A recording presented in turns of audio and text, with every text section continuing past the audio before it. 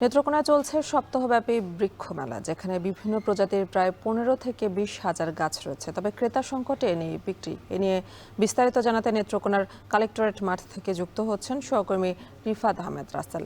রাসেল, মেলায় কত প্রজাতির গাছ রয়েছে আর বিক্রি কম থাকার কারণ কি জানাবেন?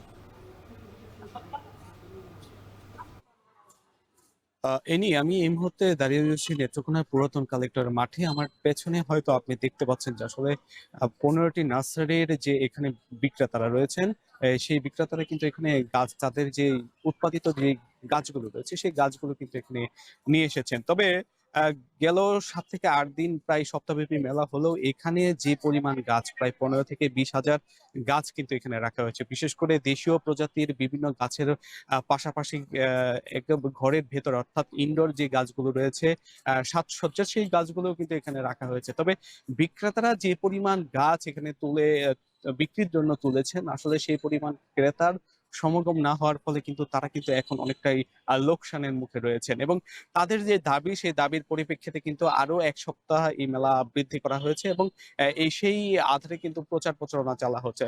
আহ ব্যবসায়ীরা আমাদেরকে যেমনটা জানিয়েছেন যে আসলে এই মেলা একেবারে বর্ষার শেষ ভাগে হওয়ার কারণে যারা আসলে ক্রেতা সাধারণ রয়েছেন তাদের কিন্তু একেবারে আগ্রহটা একেবারে কম।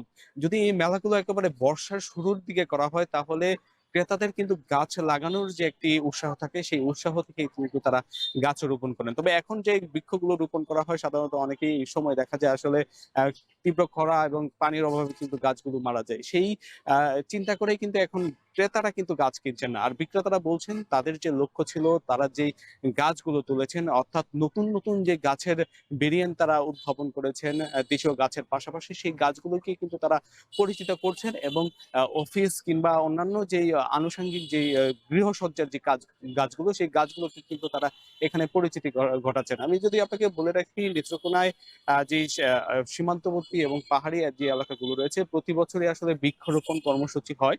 তবে সময় মতো বৃক্ষরোপণ কর্মসূচি না হওয়ার ফলে যে উদ্যোগ আসলে প্রশাসন থেকে নেওয়া হয়, সেই উদ্যোগ কিন্তু একেবারেই কোনো কাজে আসে না। তাই এখানে বিক্রেতা এবং ক্রেতা তারা বলছেন যে বর্ষার শুরুতেই যদি এমন আয়োজন করা হয়, তাহলে বিক্রি যেমন বাড়বে, তেমন বৃক্ষরোপণের উদ্যোগও কিন্তু সফল হবে। তো এই ছিল আমার কাছে নেত্রকোনা থেকে বৃক্ষ মেলার সর্বশেষ এই নিয়ে। নেত্রকোনায় সপ্তাহব্যাপী চলছে বৃক্ষ মেলা, সে খবরে জানাচ্ছিলেন রিফাত আহমেদ রাসেল।